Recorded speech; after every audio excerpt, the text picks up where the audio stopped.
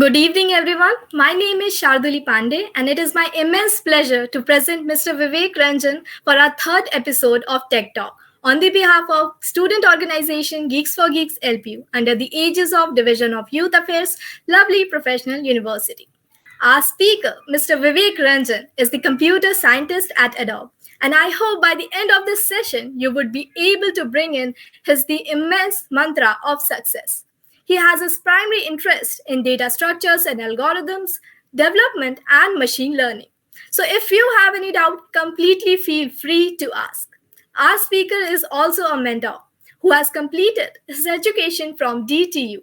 Come on, let's debug some facts and tips to get yourself the mantra of success. तो चलिए शुरू करते हैं आज की tech talk Vivek sir our audience would love to hear more about you from you yourself. Okay, sure. So first of all, thanks everyone for giving me the opportunity, right, to interact with you all, right, and share my experiences and learning with you all, so that you all will be benefited, right. Okay, so I'll start with my introduction first. So I'm Vivek, and as you've already told, I'm working as computer scientist at Adobe. Cool. So if I'll talk about my journey as of now, so I have graduated from Delhi Technological University in 2016. Being in tech industry actually is very pleasing for you, because you are actually learning something, right, and you are benefiting whole community in wide variety, right. There are many such industries out there: agriculture industry, autonomous industry, and automotive industry, e-commerce industry. There are many such industries where you can contribute, right.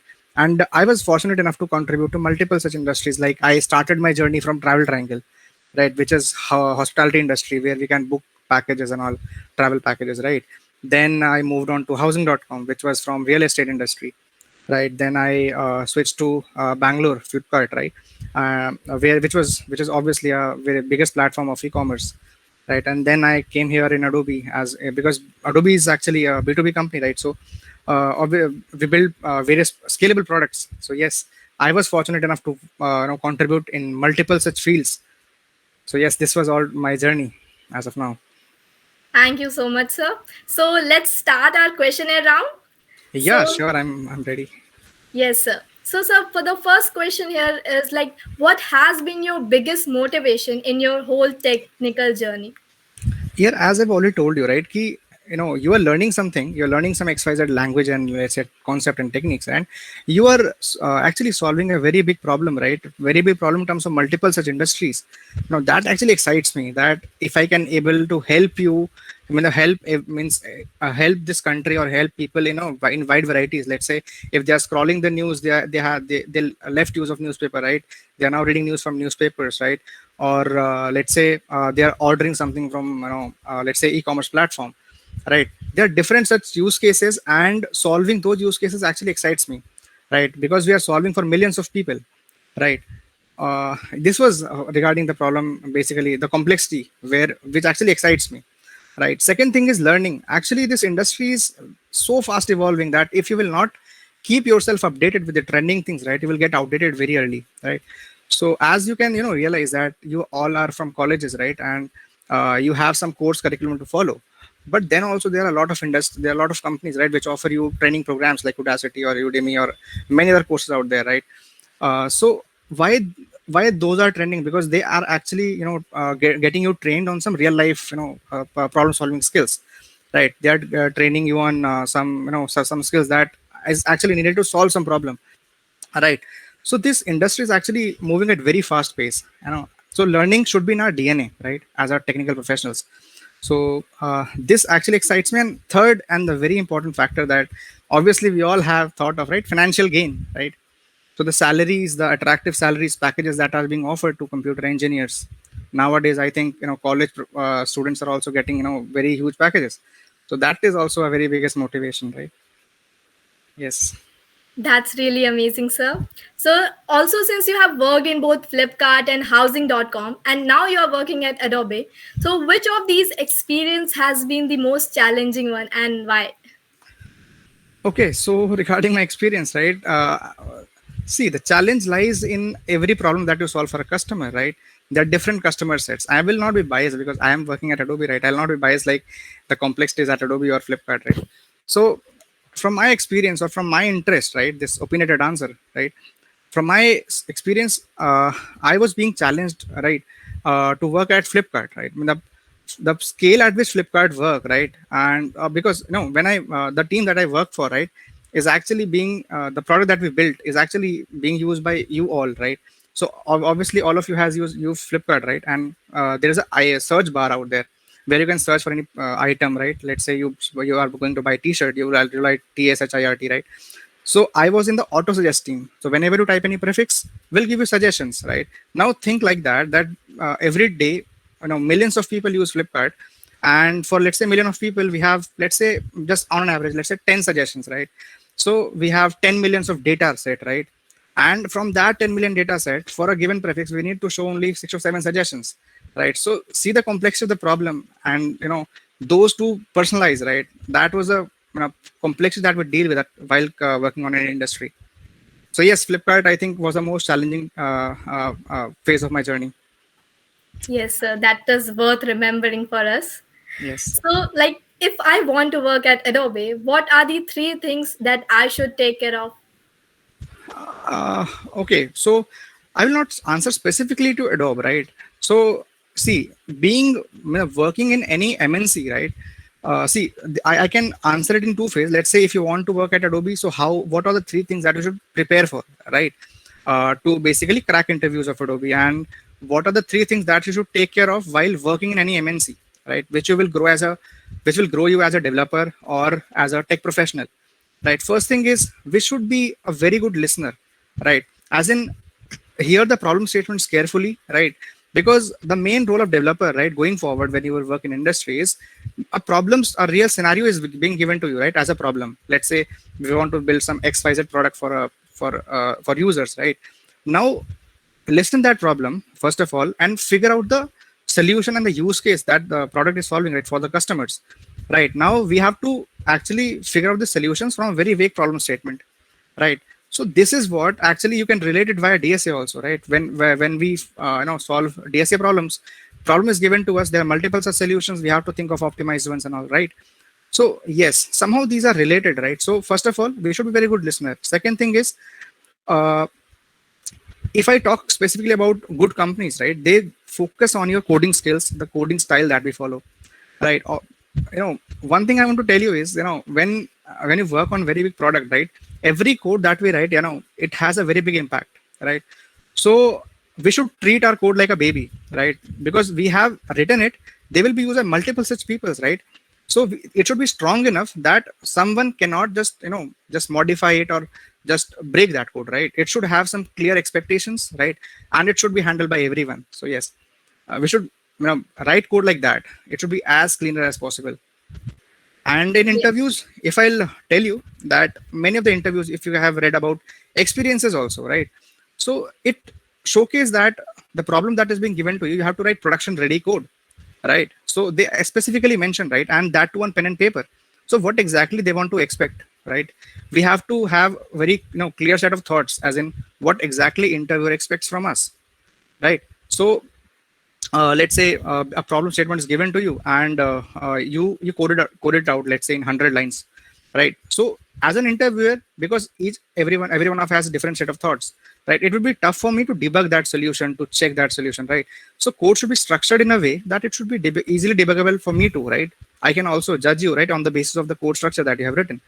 So yes, these are the very important things that I have told you to work in any company. Yes, sir, we will definitely remember this. Adding to this, like, how was your experience at Adobe interview? Okay, so when I was interviewed at Adobe, so I was having around 5 years experience, right? So when we apply at any company with this much experience, so expectation does changes a lot, right?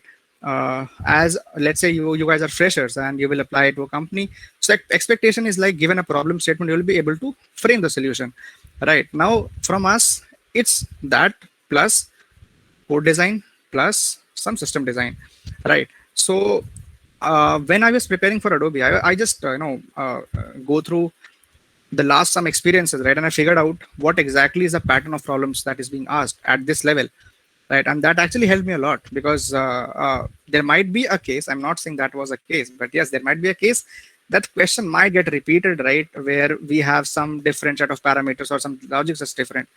But yes, that actually helps a lot. So if you talk about my experience, some DSA rounds were there, right? And questions about multi-threading operating systems, SQL, each and everything was grilled upon, and then system design. Yes, these are all the things that were asked at this level. Okay, sir. So, like, are technical interviews really technical in nature or just an extension of the HR one? Okay, so technical interviews are I know 80-90% technical only, right? But somehow non-technical things does come into picture because let's say if we are very good at solving problems, we can solve very good very tough problems of competitive also, right? But just think it out like that. Let's say you are given a problem statement, you have framed a very complex solution of it. Obviously it will be optimized one, but let's say if interviewer is asking you like how it's working, right? If you will not able to explain that solution to the interviewer, that has a very bad impact, right? Because one thing is doing something, one thing is explaining, right, delivering your thoughts. So that is really helpful, and that should be improved upon, right? Because we should practice thinking out louder while solving the problems. That will actually help us in communicating our thoughts to the interviewer. So yes, non-tech skills are also matters a lot. And sometimes technical interviewers might also grill you upon your resume side, where you must have written some XYZ technology, right, which you might not have practice, or let's say you have practice, right? But he definitely want to know that why exactly you have mentioned that, and what exactly problem that technology is solving or the tool is solving. So we should be prepared with whatever we write on our resume. Yes, sir. Our audience will surely note that down. And like one another skill that you mentioned that is very important is soft skills. So like are soft skills equally important when it comes to interviewing for tech giants like Adobe? Yes, soft skill actually matters a lot when we work with even Adobe or different other companies, right? It because when you are working in a company, you are not an individual contributor there, right? There's a very big product, right, and you are just developing a piece of it. Okay, so the piece might be impacted by other products, right? Might be other features, right? So here communication happens, right? Like communication might be in any form. Let's say you are writing a code, right? You want to get it reviewed by some of your peers. Let's say you design something, you want to get that design reviewed by some of your seniors or architects, right? Or let's say you have to give some KT of what, let's say, you have designed, or you have given some very cool design. You have built a very cool design for some problem statement. You have to do KT of the same, right? So here soft skills matters a lot, right? Okay, this was the technical part of where soft skills work upon, where you have to communicate your thoughts to other. Second thing is setting the expectations, as in, let's say some XYZ task is given to you, right? And uh, being a technical guy, right, we just think about कि यार ये तो हो जाएगा, right, कि इसको हम एक दो दिन में निपटा लेंगे. But think about the processes that company follows, right? The testing phase, right? There's testing phase, there's automations phase, right? We all have to count in that also, right? Clear communication is said to stakeholders, right? We have to take care of multiple such things, right? And these are soft skills, right? These are not technical skills, but yes, these should be taken care of, because obviously stakeholder doesn't know about the technicality of your project. They just want dates, right? So setting clear expectation with everyone is really important, and that's come under soft skills. Yes, sir. Like since you hold a prominent interest in machine learning, so like how is machine learning related to data science? Actually, this question that you have asked, actually, it consists of two buzzwords, right? One is data science and one is machine learning. And when many of us really get confused, right, when we see job profiles also, that let's say if I want to be data science engineer, or let's say machine learning engineer, what exactly is the difference, right? So first of all, I'll talk about data scientists, right? So what exactly data scientists do? So we have, so earlier what it used to be, let's say if we want to collect some data, right? So what exactly we do is, we, let's say, roll out some forms, we have some surveys, and we load those data into Excel sheets or CSV, right? And we process those data. Now that was the time when the scale of data was not that much, right? Now think about current time. Whatever you do, whatever means your each and every moment is getting tracked, right? Your each and every activity is getting tracked. Even not your activity, devices activities are getting tracked, right? So there is a huge, quintillion bytes of data is being flowing right around us, and that data is being stored upon, right, and has to be looked upon. So data scientist is primary responsibility, right, is actually to follow the complete data science pipeline, right? Now what exactly that pipeline comprises of? So first of all is, obviously they are working for some business, right? So they should understand the business problem, right? What problem exactly they want to solve. Second thing is, let's say the problem is clear to us. Let's say we want to solve some XYZ problem. Let's say SPO2 monitoring your variables, right? That's a problem. Second thing is data collection, right? We are getting data, right, from multiple such sources, right? Now, when data we collect, we have to store that data. We have to clean that data. We have to explore that data. These all things come under data science pipeline, right? Then once we have the actual structured data ready with us, then data scientists build models, right? I'll tell you more about this model thing. Then they build model, and then after building model, they give some insights upon that data. So ultimately, what exactly it results to? We fetch the raw. We basically get the raw source of data, and we actually, at last we get the insights, right? That insights is being told to the stakeholders or the whoever has given the problem statement, that see, you have given me the source of data, right, and this is the insight that I can get from it. Okay, now this is the role of data scientist. uh, when I talk about machine learning engineers, right, they are the core developers who build the models, right? When data science was when data science scientist was working on his pipeline, right, he was building the model in, let's say, development environment or with some set of data. He just presume things. It should work like that, right? But that model speciality, the speciality of the model, the complexity of the model, the scale of the model is being developed by machine learning engineers, right? So they are responsible for maintaining and creating models, right? And let's say you're wearing your devices, right? Let's say your watch. So exactly fitting that model into your watch, right? It's like a production deployment thing, right? That is being handled by machine learning engineers. So you can think of like data science a very big pipeline where machine learning is a very core thing, but it's a specialized thing, right? This is the this is how data science and machine learning are related. Yes, sir. We really got that, sir. So, adding to the placement segment, what is the role of DSA when it comes to placements and development roles or positions? Okay, so obviously, Malab, if many of you, all of you might have been, preparing for placements, right? And when we are preparing for placements, we go to platforms like Lead Code or Geeks for Geeks or other platforms like Interview Bit and all, right? So ultimate goal is to get ourselves brushed upon DSA algorithms, right? Data structures and algorithms.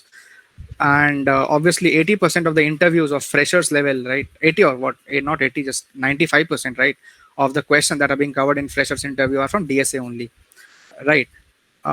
Now think about like that is really important concept, right? That is very very very important, right, in terms of placement preparation. Why? Because say if you're giving interview for some, let's say, XYZ company, or consider, let's say, Adobe.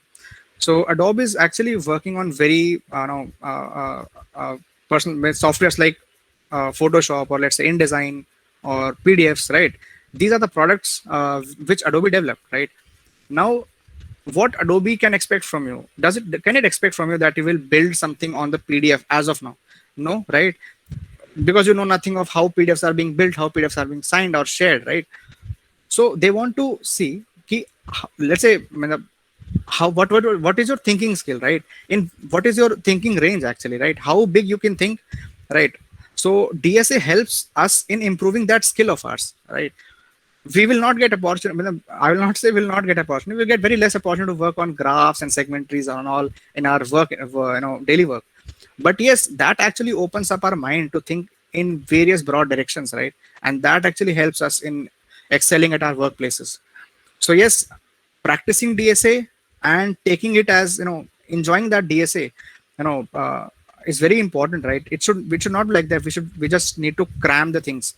It should not be the case, because they are not interested in, let's say, given a problem, you just thrown away the solution, right? They are more interested towards how you are thinking, how you are getting into the solution, right? That is the very very important thing while you are giving interviews. You must have heard of posts like let's say keep start with a brute force solution, right? And then give a bit optimize, then optimize it more, because you know whole flow. Then also you follow that path just because to show your thought skills. But yes, interviewers are also I have passed that phase, right? So they know everything, but yes, means if you really know how that optimized algorithm is being built, right? So yes, that's the positive point.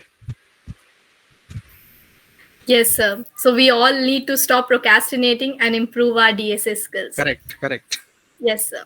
So, sir, like, what can be the two best habits regarding our careers that we should form in our early college days? Okay, so if I talk about colleges, right? So one thing is practicing, right? Practicing problem. I'll give a more detail on that. Second thing is, yeah, dekho, when we are in college, right? There are a lot of distractions among us, right? There are picnic parties, right? Outings being planned, and technical fests are going on. A lot of distractions out there, right? So we should be thoughtful, as in, let's say, what's our goal, right? Whenever we work on that goal, let's say we code for 2 or 3 hours, right? We should focus on that part at that time, right? So one thing is that you should practice, and practice seriously, right?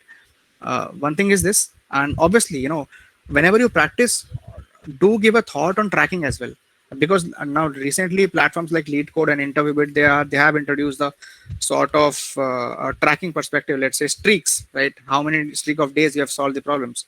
So yes, that actually helps you out let's say you didn't solve problem for last 5 days. That actually breaks your streak, and you will realize later that yes, if I would have solved at least one problem, then five extra problems would have been on my plate, right? So yes, the problem solving and tracking in one is one thing. Second is, you know whenever, so one thing I also want to point it out, like whenever we're practicing for DSA, right? Now is a time, there are a lot of YouTubers out there, a lot of resources out there, right? So obviously we all get confused कि यार अभी तो DP पढ़ा था, right? इधर इधर lecture से समझ नहीं आया, दूसरे को फॉलो करते हैं, right? So obviously thinking process, the thought process of each and every developer is different, right? Mainly crux same हो सकता है the problem का, but the way we come on to that thought process, right, or the solution is different for each and every developers or each and every content So creators. sorry for the interruption. Can you please tell me what are the good platform that we can uh, Hello.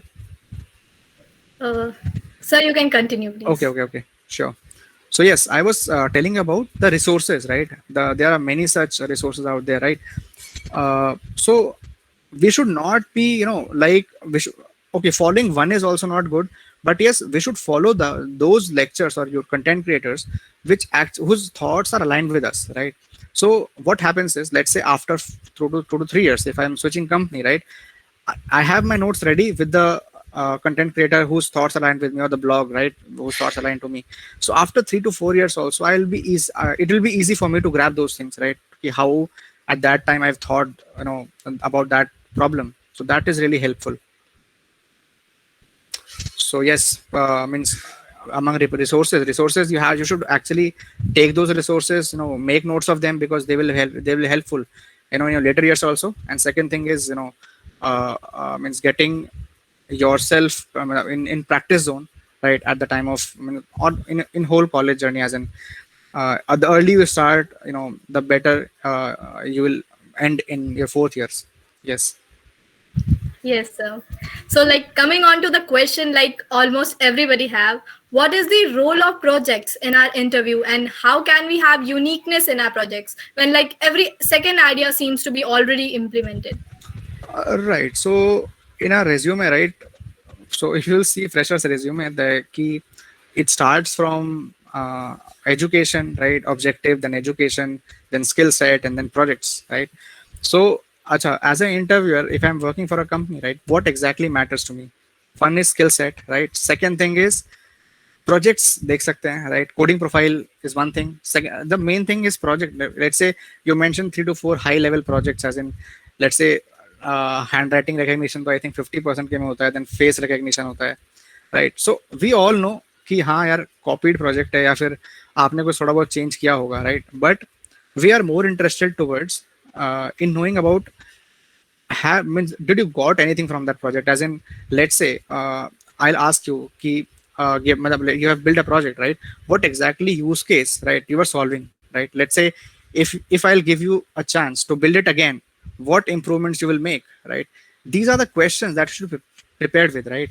And while building projects also, if you think these questions in advance, right? Let's say you're copying a project of handwriting recognition, right? Then how means what problem you will solve using that project, and what tweaks you can make to solve a particular use case, right? So if you will think in this way, then you can reuse the project, but you can build it from for some specific or niche use case that will actually impress the interviewer. So if we Thank have you is so much. yeah. Yeah. So while mentioning projects in your resume, right, we should think about these questions, right? And also one more thing I want to mention, that this was a technical aspect that I was telling about. Let's say tech stack that you have used. Let's say you build Python, you build using Python or MySQL, right? This was a technical aspect of the project. There are some non-technical aspect of the project. Let's say I can ask straightforward, like, hey, did you face any conflicts, right, while building a project with your team, right? So these questions are like non-technical questions, but yes, they are really important, because going forward when you join a company, right, you will work with a team, right? You will interact with multiple such peoples out there, right? So obviously if multiple peoples are in a room, right, there will be a conflict, right? So obviously no is not answer, right? But yes, how you come out of that conflict is the key, right? And never, we should not actually build a conflict ourselves कि चलो ये बोल देंगे, right? Because छोटा मोटा जो भी conflict होता है, right, it's general among us also, right? So just frankly speak it out, and how you resolved it, that is the main key. Yes, sir. So thank you so much, sir. Now it's time to grab upon the questions from our audience. Come on, guys. Type in down all your queries in your chat box. Okay, so we have one query from Ravi Prasad. Do we need to be very good at skills other than DSA? Because I am not as good in development field. Means which skill you're talking about, as in let's say one is DSA and one is web development, let's say, right? Let's say you're good at building some apps, or let's say websites. Definitely to help definitely it will help, right? There are two things, right? One is complex problem solving, and one is building out something for the customers. If you have built something, if you let's say build a website or applications, right, that is actually a very helpful, because you're when a student is preparing for DSA, he is solving problems, but you are actually building a real life problem, building solution for real life problem, right? So yes, that will definitely help you out, and you should be good at that also. That will give you extra advantage. I hope your query has been resolved, Mr. Ravi. So next we have from Mr. Raj. I don't know coding. I am in second year. How should I start coding? Okay, so if you don't know coding, there might be a case that you didn't get an opportunity to explore that area, or there might be a case that it has been it's been told to you, but you might not feel it interesting, right? So coding is not just one thing. Obviously, if you have not been explored that area, so it's never late. Just start from the basics, and you can basically ramp up at any time, right? Because obviously when some people some students are very good at programming, right, they used to break their streaks continuously. So if you will continue with your streak at this time also, you can beat them. So it's about how serious we are towards the coding. Second thing is, let's say you heard of coding, but let's say you it doesn't seem interesting to you. There are other areas also, right? Here computer science is like a field where we have multiple such options, right, given to you.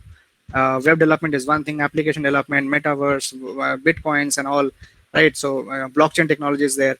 You can explore anything. Cyber security is one other area, right? There are many such areas out there. You can take a feel of it, and if it feels interesting to you, then try to explore it more, right? That will help you out. So next we have from Harsh Gupta. I am good in development and not in DSA. What salary can I expect at entry level, both intern and SDE? Okay, salary is not as it might be a case, right, that being good at DSA, let's say you are joining some company whose budget is not that much. So budget is the thing that we should consider, right? It's not like I know XYZ thing. I know I am very good at DSA, and if I'll join some, let's say, startup which I just started, they'll give me a very huge package. It's not like that, right? And it might be a case that you should be average at coding, right? But somehow you have cracked Google, right? Let's say that day belongs to you and you have cracked Google, then you get a very good offer. So it is about matching your opportunity, right, with your skill set, right? So means yes, if in case you are not good at coding and you are good at development also, then there are multiple such areas open for you. But remember, DSA is the crux, as in basic arrays like map, hash map, right?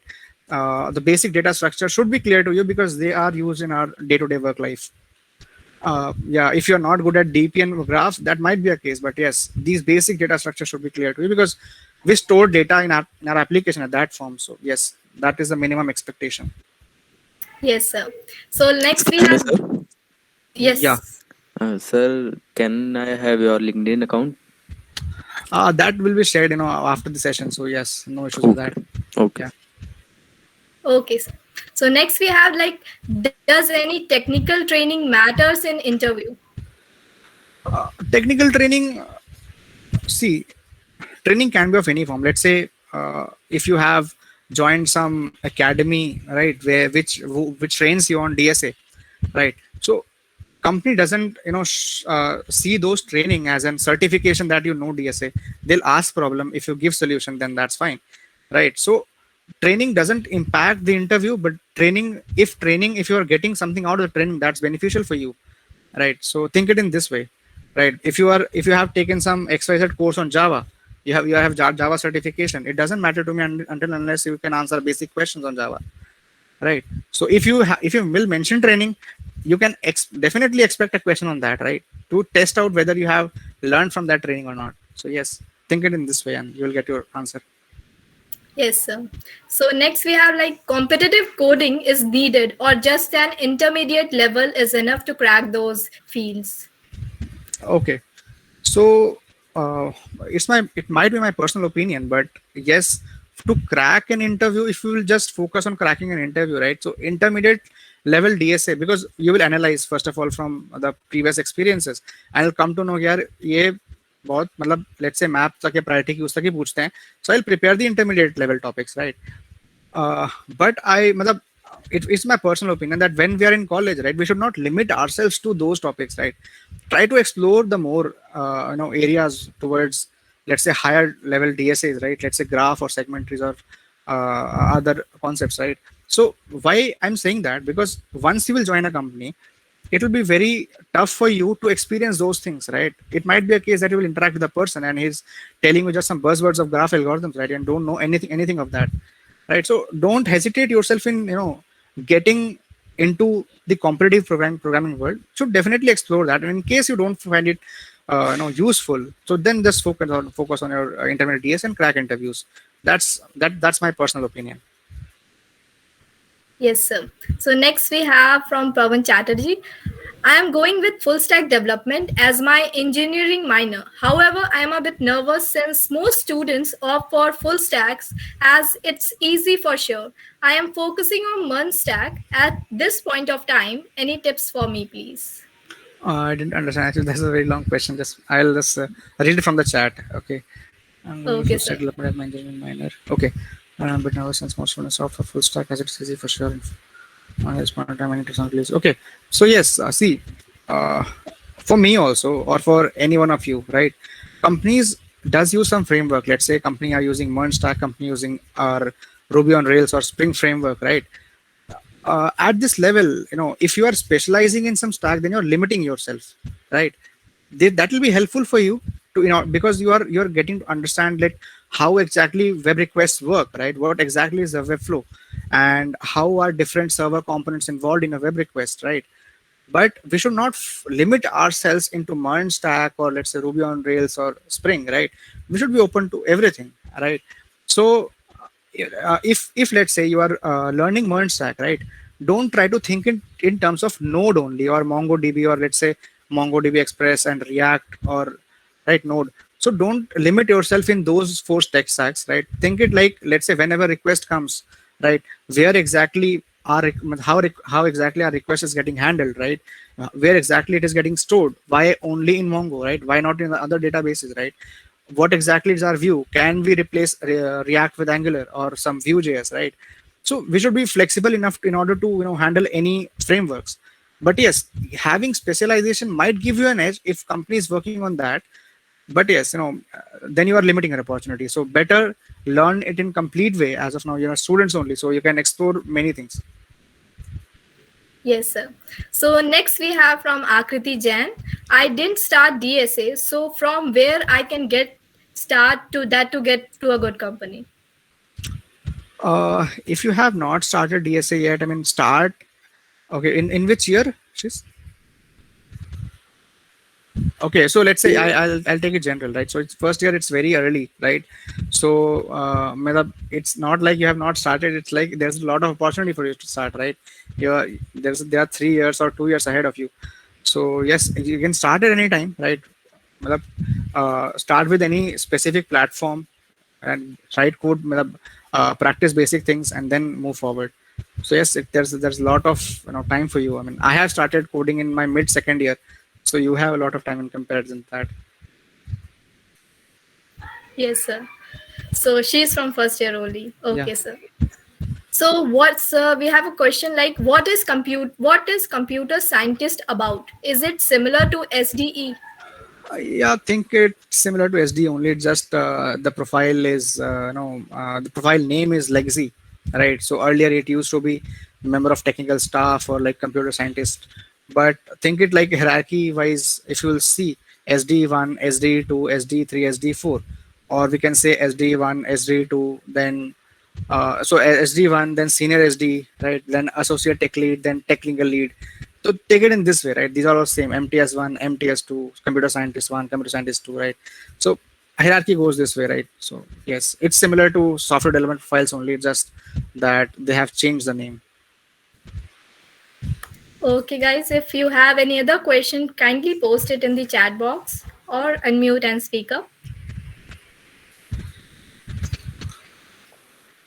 Yeah, hi, good evening.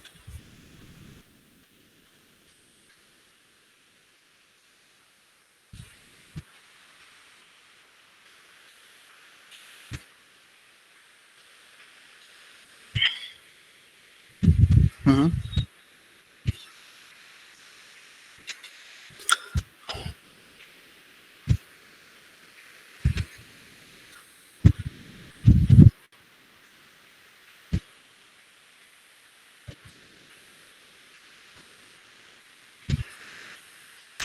Okay, so let's say you're in third. Let's say at start of third year, right? Companies come for internships, right? And there might be a case that many of us are not prepared for that. So it's better to have ourselves focus on. Let's say this year, let's say it's not. We are not feeling that confident, right? But yes, there's a lot of opportunity. Let's say we have one more year, right, to practice those things.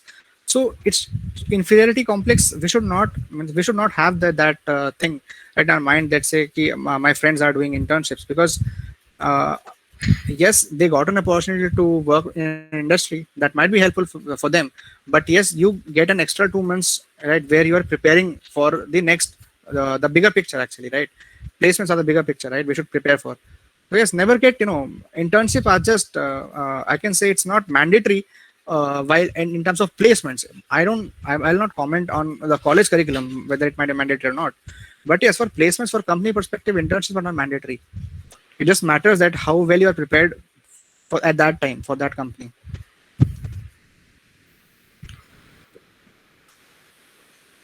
Sure, thanks. So, guys, if you have any other question, kindly type it down.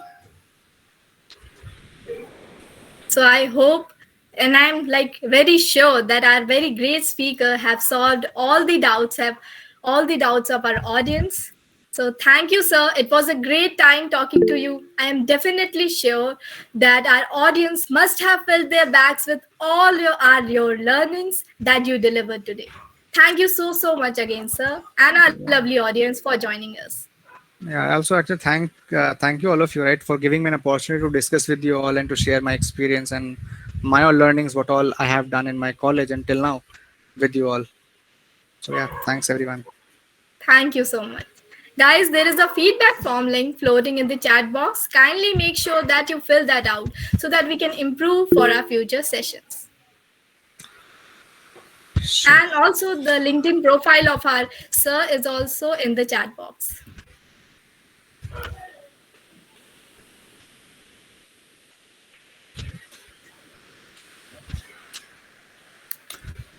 Thank you so much, sir. Okay, thanks a lot, everyone. It was nice meeting to you all. Sure. Yes, sir. It was lovely interacting to you. We really learned so much things from you and your experiences. Okay, thanks a lot. So should I drop or Yes, sir. Like we okay? can end this session. Okay, Thank you, okay. Thanks a everyone. lot. Thanks a lot, everyone. Thank you.